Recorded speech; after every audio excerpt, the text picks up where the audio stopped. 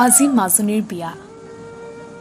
কিয় আমাৰ মাজনী আকৌ এই যে বিহুত চহৰলৈ গৈ বিহু সম্ৰাজ্ঞী বঁটা পাইছিল? ঠিকেই ধৰিছে, ডম্বৰুকাৰ ছোৱালী। আজি বিয়া। মাজনীহঁতৰ ঘৰখন একেবাৰে সাতখন আত্মীয়ৰে ভৰি পৰিছে। দৰা চৰকাৰী চাকৰিয়াল, পেহীয়েক ৰহিমলাই ঠিক কৰি দিছে। বয়সটো অলপ বেছি হলেও চৰকাৰী চাকৰিয়াল, ভাল ল'ৰা।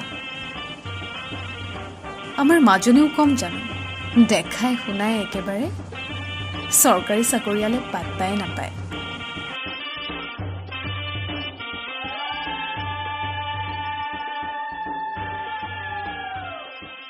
ৰাতিপুৱাৰে পৰা মাক ব্যস্ত, নিজৰ জীয়েকজনীৰ বিয়া। পানী তোলা, আয়তীসকলক কি খুৱাব কি নোখুৱাব, মুঠতে মাকৰ গাত একেবাৰে ততেই নাই। নহবই বা কিয়, জোঁৱাই চৰকাৰী চাকৰিয়াল।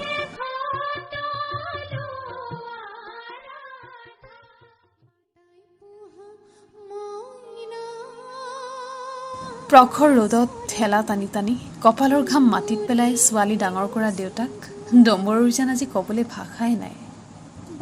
জোঁৱাই চৰকাৰী চাকৰি, বুকুৰ কামিহাৰ গণিব পৰা দেউতাকে বিয়া বুলি কিবাকে নতুন কামিজ এটাকে লৈছিল। সেইটো পিন্ধি মানুহক মাত দিয়াতেই ব্যস্ত। কিমান চাগে মনত আনন্দ।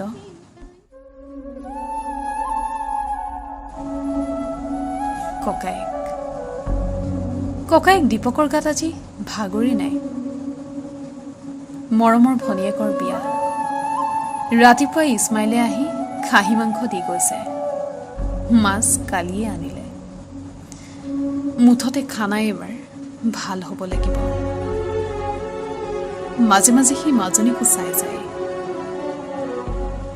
নেচাবই বা কিয়, একমাত্ৰ ভনীয়েক। ককায়েক দীপকে কামৰ কাৰণে নিজৰ ফটা চোলাটো সলাবই পৰা নাই। তাৰ মাত্ৰ এটা চিন্তাই মনটো একেবাৰে খাই আছে। সন্ধিয়াৰ আগতে দাসবাবুৱে ফাৰ্ণিচাৰখিনি দিবনে? ৰভাৰ তলত থব পাৰিলে ভাল আছিল। দাসকতো সি ৰূপিত মাটিৰ কাগজখিনিও দি আহিছিল। ভনীয়েকৰ ফাৰ্ণিচাৰৰ খৰচ, জোঁৱাই চৰকাৰী চাকৰি। ভায়েক অসীমে লগৰবোৰৰ লগত বা কি কথা পাতিছে? আজি তাৰ লঘোণ। আখৈ তুলিব সি। তাৰ মৰমৰ বায়েকৰ কি যে ফূৰ্তি। কোনোবাই হেনো তাক কৈছে তাৰ হ'ব লগা ভিনীয়েকে হেনো তাক ধুনীয়া লং পেণ্ট চাৰ্ট এযোৰ দিব।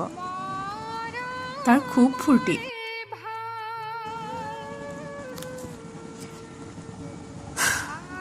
সকলো ব্যস্ত। মাজনীয়ে সকলোকে চাই গৈছে। কিন্তু তাই জানো সুখী? যোৱাবাৰ বিহুত ৰমেনে তাইক কপৌ এপাহ দিছিল।